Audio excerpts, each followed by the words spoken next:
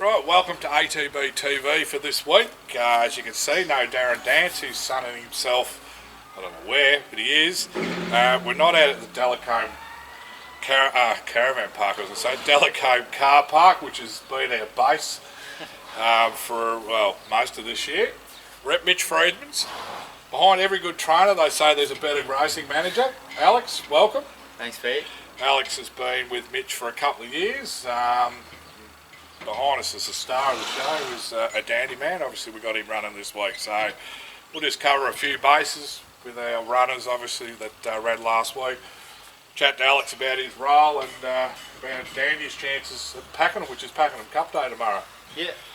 Mate, you've been here 2 years. How did it all come about to be tied up with Mitch Freedman? Yeah, so I was lucky enough, I was working in the turf club, had about 18 months there after uni. Yep. And then sort of got introduced to Mitch through that, and I knew that he was looking for someone to come on board, and had a few conversations sort of with not much sort of weight behind him, and then it got a bit more serious, and then it was January 2 years ago. Beautiful. So we're all coming up 2 years, so been here ever since, and yeah, haven't looked back, loving the time. The roles can encapsulate a lot, obviously. Just give us a brief rundown of sort of what you do. Yeah, so it's definitely, as you said, it's grown a lot in the last sort of year and a half in particular, but primarily my role is about ownership communications. Yep. So all the videos and updates you get sort of Mitch and I work on together, so that's probably number one, yep. Keeping all the owners. So we like to make sure owners get an update at least weekly when they're in the stable, try and do fortnightly or 3 weeks when in the paddock. And then apart from that, we're sort of looking a lot at race plans. So every day Mitch obviously rides in the morning, and then he'll come in the office after lunch, and we'll go through where every horse is at, upcoming fortnight, monthly plans for him. Yeah. And then also we're sort of coming back into the time of year now where it's looking at the bloodstock and the year-end game. So pretty busy, something different every day, and it's certainly, not one of those jobs where you're struggling to get out of bed in the morning. No. You've always got something good to look forward to. And a lot of outdoors, if you're that kind of lad, which you are. Yeah. It's there's a good mixture and enough that keeps the clock rolling without it being a mundane sort of job. Yeah, spot on. So every morning we sort of in here between 6:30 and 7 and catch the back end of the track work, and then in the office after that. So certainly a good mix. Owners are great, but they can test the metal at times. Yep, we don't have to say much. No, we're pretty lucky. All of our owners are all pretty good. So, it's just about keeping those communication lines as clear as possible. And we're very open door. So if any owners ever want to come in, we just sort of say 12 hours or 24 hours notice, and then take it from there. Mitch, very hands-on as a trainer, obviously, still rides a lot of his own work. That would probably need a little bit more drops back on you when it comes to the communications at the track and all that? Yeah, definitely. So I think it's a real asset of Mitch's training operations. He still rides between 10 and 12 lots every morning along with the other track riders. So he's got a really good feel of where all the horses are at, what they need and how they're going. So there is obviously a flow on from that, and it works out well in the fact that, I'm sort of watching all the track work and have a fair understanding, and then working so closely with Mitch. So the owners have a good idea from Mitch is what's going on, and then we can, keep them up to date with everything. Beautiful. Just, it's a great spot. I mean, it's a great place to train, and I think that's the sign out there. We see it often. What, in terms of numbers, hands-on, in full training, how many are here at the stables? So we've got, we sort of vary between about 48 and 54 horses in work. So we've got capacity for 54, and it just sort of depends on the time of year. So currently here we've got 51 in work at the moment. So of that, there's probably about 20 horses that are up and racing at the moment. Still got a lot of sort of younger horses and 2-year-olds, which are undergoing all their education and pre-training. So it's certainly an exciting time. We're probably a little bit quieter in the last couple of months in terms of runners. But we're looking forward to a big spring and summer, so back end of spring and summer ahead, particularly with Dandy back this weekend. Yep, been testing. Just the wet, it's been horrific trying to place horses or set programs, and obviously that's been, as you said, it's been a little bit of a test, but now as we roll into the better weather and plenty of racing, it'll become a little easier. Yeah, definitely. We had a few horses that just don't get through the wet, so in terms of the jump out programming, some of those have been pretty heavy or transferred to the synthetic. So Just trying to manage all that, it can be a bit of a headache, but I think we've done a pretty good job with it, and big couple of months coming up. What do you think of the nomination? The fee's been brought back. It's I don't like it. I mean, I don't think it was broken, the system. I think it was due to weather circumstances that we got a big build-up of nominations, more so than anything else, but it's certainly, you don't want those costs to flow onto the owners now, so you've got to be a little bit more liberal about how you select your placements. Spot on, and that's right. It all comes back to the owners. Like, we don't want to have to be forking the bill out for that. No. Particularly, as you said, with the weather, you know, if you've got a horse that doesn't like a wet track, and you're going to nominate, you know, for the upcoming week, you've got Hamilton, Sandown, could be 6 nominations. Yeah, exactly right. Not for the thing you're going to go to every one, but you're going to go to the one where you can go to. I think one thing that's really good that we have access to in Victoria is the progressive acceptances. Yes. So that's something all the trainers and the managers can look at. So that gives us a fair indication of sort of how the fields are going to work. Yeah, that's right. So I guess it's a catch-off, but it'll be interesting to see what happens in the next month. There'll be a fair bit of feedback, and how it all is received and what happens after that. Who knows? Yeah. Hey mate, we'll roll into our runners. There's a lot here you probably wouldn't have seen, but we'll just quickly roll in. I'll probably throw in a few questions just as we go. Good. We had Literary Magnet, a filly that's been fantastic this prep. She's sort of stepped up. You get the 3-year-olds, you just don't know when they get into their 4-year-old and open, do they take that next step? Well, she's been fantastic. She was probably a little flat, she's a little edgy. I think Dean Yandel, who rode her, said she was leading up against the gates and wasn't, ready to go. She was slow out. She ran all right, just grabbed third, but typically it was the end of a prep sort of run. But I don't know what her value is now. It probably ran $750,000, and she was probably a horse that was ran 250 to 300 prior. So she banked a Group 2 for the owners, and her residual value is well up. So while she didn't win, she still ran well and did a really good prep. So she'll have a little break now. And I think Matthew Williams is thinking about. Just trying to think of the 2 Group 1s in South Australia in May. One of those 2, whether it's the Sangster or probably not what's the big Group 1 sprint over there? For open class. I think the Sangster's for the fillies, And if you go well there, you can go into Goodwood, that's the one, But that's going to be the aims for her. Sunday, Jericho Cup Day, another great, I don't know if you watched much of it, I had a look at the two main races in terms of the distance races, and it looked like another great crowd and a really good job with how the club and obviously Billy Gibbons have unfolded this event. But we had an Irishman running this 2,000 metre race after winning the Penzhurst Cup, so he's on the quick backup. And does Mitch blow up at his jockeys? He doesn't. He actually takes a quiet approach more than anything. Yep. Pat rides post-race in his truck on the way home. As you listened, you were just wondering what the next word was going to be, but he blew up, but he held it together, if that makes sense. But look, he's not straightforward. He's straightforward to ride an Irishman that he jumps and rolls, but he can sometimes take hold.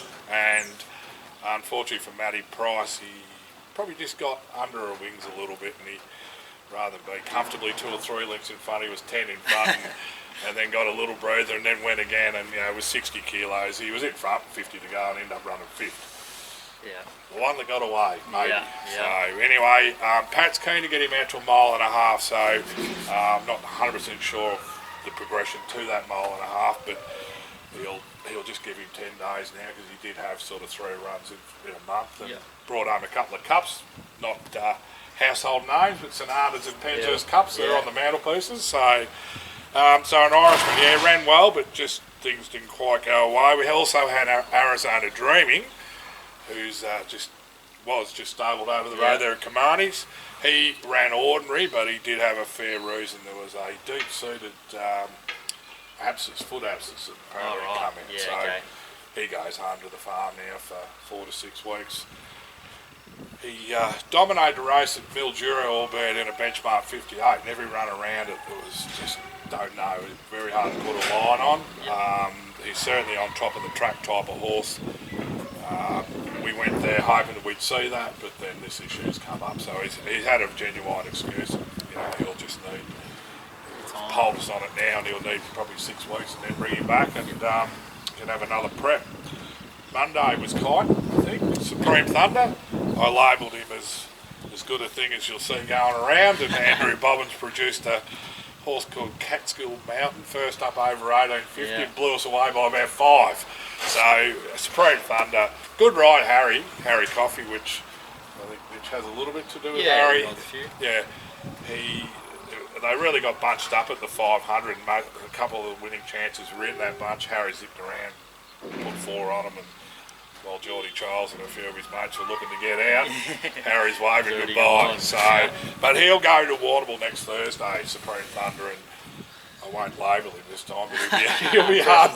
He'll be hard to beat. Wednesday we're at Geelong. We had Mean Girls, who's a half or a full to, I think, Chris Calthorpe's Media Award. Oh yeah, Group-1 winner. Yep, doesn't show any of that ability, and she had her last run at Victoria. She out to 1700, we thought was at the wet track. She had to go here on the Syntho. She found perfect conditions at Geelong.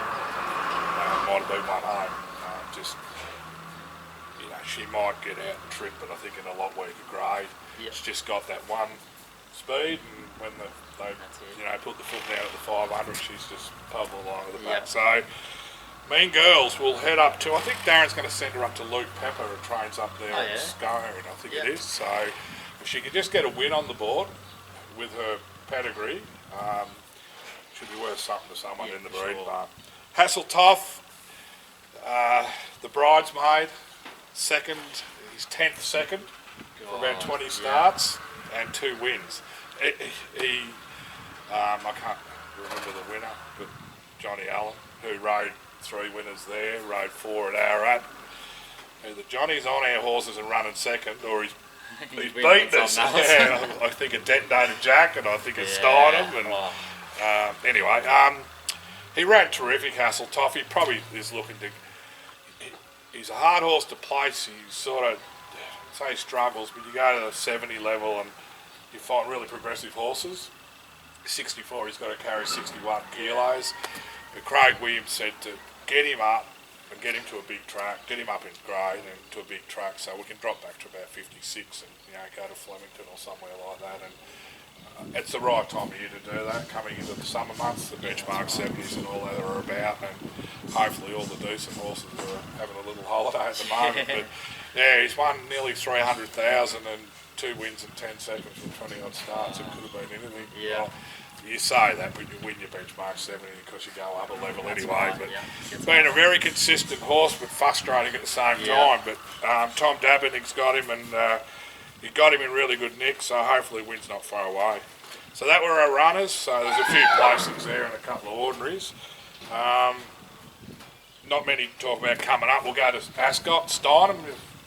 Probably followed her across the journey, probably the last 12 months. It's the only period of time she's raced. She returned to form behind, I think the horse is called a Tissue. Waller's horse? Yep, nature. Yep. So we go over to the Northerly, which is a step up again, open class, Group 1, where Cascadian and Amelia's Jewel were probably the 2 dominant forces, but we're a $15 chance with John Allen on, so you don't say no. No, not with the way Johnny's riding at the moment. We've drawn 4, and obviously Kieran and Dave have had enormous spring as well. She's thrived since going over there. She's had a little jump out. She does nothing in a jump out. She's a typical horse that just goes around and does what she has to. But really come on. Now, you know Johnny Allen. Yes. The word is he's a little bit tight when it comes to a shout or a drink at the bar. He went to Northern for one ride in a maiden. Yeah, surely that wasn't for the riding fee. Must have been bored. Early flight over. I'll just go and jump on one in a maiden. Early holiday before, yeah. Got rolled. Got rolled. So anyway, he must have been riding for a mate. Had to be. You'd think so. Well, his racing manager, he couldn't be hard up for a quid either, could he? Simon. Yeah, you wouldn't know Simon. Yeah, that's right. You would have. Johnny, I've got one at Northern for you. You're going to catch an early flight. But anyway, Steinem, Johnny Allen, Kieran Marr. We go there with a lot of ticks, but Cascadian's a tough old campaigner, and Amelia Stewart looks like she could be anything. So Yeah, that's right. they're the two to beat, but any luck in transit, she's $15 worth an each way ticket. So good luck to, and Darren's got a few siblings, a full sister or full brother, I don't know which one, a full at the farm. I think you already had English ringing up saying if she wins, everything just doubles and triples in value, so there's a bit riding on it. I bet. The main man, it's the next one to talk about. Boss, Andy. So, as we were talking off air, I don't know what he's had, a dozen or 15 starts. Yeah. He's never raced over 1200, but he's really good first up. I think he won on debut over 14, he won at Arrowhead over 13 after a freshen up. What do you guys think?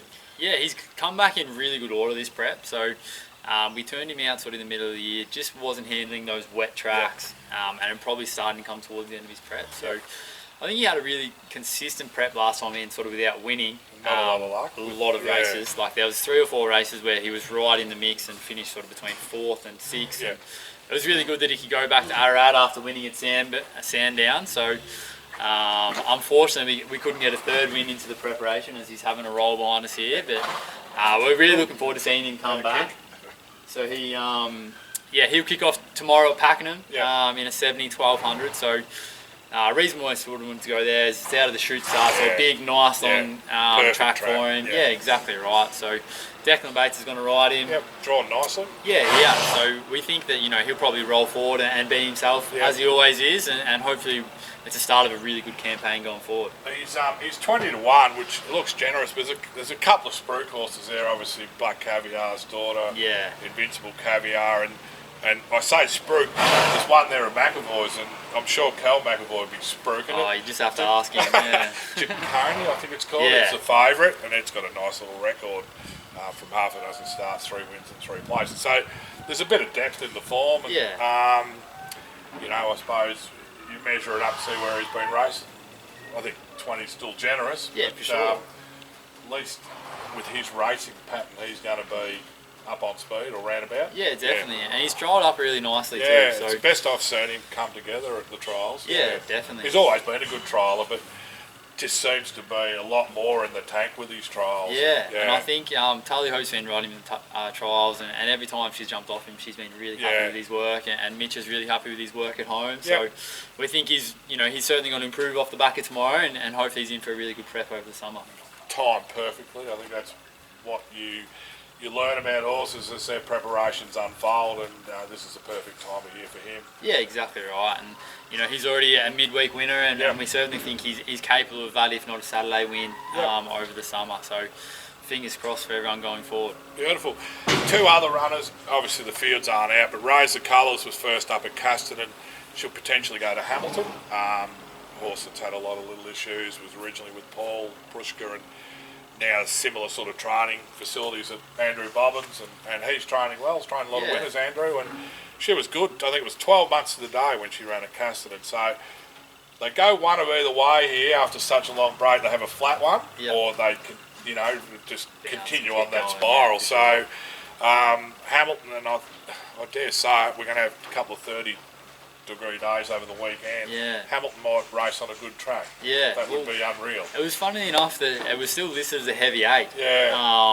And I see a slow 7 this morning. So I think it might keep coming that way, and it's nice to have this good weather, but I think we might get a good track. Won't go the early crow with Hamilton because it could be a rain cloud sitting right above it. They've had no luck this year with their race meetings. And unfortunately for them, following the forecast, we've got a couple in that are sort of wet trackers, and there's a little bit of rain Monday, Tuesday, but you never know. We'll keep our fingers crossed. And the other one I mentioned was Supreme Thunder Thursday at Audible, and I think there's a 17 to 2000. It was 1850 at Kite, so I'd be thinking he'd probably go to the 2000. And as I said, I won't label him, but he'd be a strong each-way hope. So from our runners, we've probably got horses that can all run well. Steinem, Dandy, Raise the Colours, and Supreme Thunder. I won't put the moz on any of them. Just say to the owners, good luck, and hopefully we come out with a winner or just some nice runs, because they big place multi. Could be the go, mate. It could be the go. So not much more, Alex. Obviously, from a personal side, football or anything like that, sporting lad? Yeah. So I playing an assistant coach out of Mngr. So second year out there. Love it. Great sort of country club, and we're really lucky. We've got a lot of our mates that all play out there together. A couple of my lazy sons to go out that way. Well, I always want to travel back home. I said, home's not always, you got to break away. So yeah, there you go. Might have to get you on the door of a couple of them. Yeah. We'll send him to Ryan Waite's head coach, so we'll have to send him across. Yeah, so you enjoy that role? Love it. Yeah, and it's a good balance with sort of work and footy. So keeps me busy and. Something to look forward to after work. The good thing about the early mornings is you get to finish a bit earlier. So the days sort of with work and was separated a bit. Exactly. With a little bit of time in between for yourself. So yeah, that's right. AFL. I unfortunately go for Essendon. I was dragged into that from a young fella. Didn't have any choice. So. Mitch would have been up and about, no doubt, this year. He still talks about it. Still wears his hat, Geelong hat. Geelong supporter, yeah. I say long suffering. They're always there about, but copped a lot of crap that they're too old and all that, and they put all that to bed this year. So yeah, spot on. Yeah, so it's an exciting time. You're an Essendon supporter. I'm a Carlton supporter, so we can talk from the same book. I think. Long time. Share the tears. Long time since our last premiership. I think we're 95. You're 2000. 2000, yeah. Anyway, we'll see what unfolds this year. So you're obviously Ballarat born and bred boy? Yep, Ballarat born and bred. So my sort of connection with racing is through Mick Leonard. Mick worked with Weir for a long time. He's my great uncle. So beautiful. There's a deep racing background deep pedigree there. So I was one of the few out of the family that have caught the bug, and Mick sort of certainly made sure of that. So I'd like to get out the farm and go and see him and Helen. So they've obviously bred a lot of horses and raced a lot of horses. So often see him still potting around the trials. So he loves it, Mick. So you always know Mick's got a good one because you'll see him skip. That's when he's got that little skipper. He's got the spring in the step. I must watch at the trials now. I'll put the camera on him. If there's any skip, then I need to go to the form guide and find out what the horse is. Where it is. Spot on. Oh, that's good. No, he's a great man, Mick, and as you said, big part of the Weary operation when it was going, and obviously been a breeder and an owner himself along the journey. So that's right. Very good. All right, mate. We might wrap it up there. Thanks for your time. Thank you. Do you go to the races this weekend? We've actually got our Christmas party on Saturday, we will be watching from the pub. A couple of troops have been set. Yeah, that's right. So obviously, we're very fortunate to have great staff. They're going to go down there and take good care of him. And Deck does a fair bit of work for the stable, and he's been going really well. So. One thing, I don't know what the roads are with roadworks, but at least a Saturday to Pakenham. Not quite as bad as a Friday night. Not going to cop any school traffic. No, so hopefully the trip down there with Dandy is a fruitful one, and he runs well, win, lose or draw. Yeah. And not much else for the stable across the weekend, you said. Yeah, we've got two in on Sunday. We've got a first starter. Her name's Star Honor. Yep. So she's a 4-year-old mare who's taken a bit of time, and I think she's going to have a pretty good show first up, and then we've got a nice progressive filly, or mare now I should say, her name's Alskling. So she won a couple. She went across as a 3-year-old filly and ran in the Fillies Classic, and just probably come to the end of the prep out to 25. So she might be one to follow for the prep going forward. Like me, when I first got involved with Darren Dance, every horse you wanted to share it, and you couldn't. But you did get into too many. Yep. You've invested in some of the stable horses. Sure do. Yep. Exactly the same as you. And every year when it rolls around, there's always checking the bank account to see if you can afford it. You're too close to it in That's those right. roles. Yeah, spot on. But no, I've got a couple with Mitch. We've got a horse called Safe Secret. He won a race. He ran Tuesday at Ararat. He was a bit disappointing, which was a bit of a shame. And then I'm actually in that first starter on Sunday. So watch out. Hopefully don't have too much of a headache and can get down to the races. Beautiful. All right, mate. Appreciate your time. Well done in your role. I know that we love the communications with Mitch, and Darren's always been big on communication, so he always looks for that from the stables, and Mitch and yourself are right up there with the best of them. So well done on that. Good luck with everything in the future, and hopefully you've got a winner on Sunday. That's it. Thank you. All the best.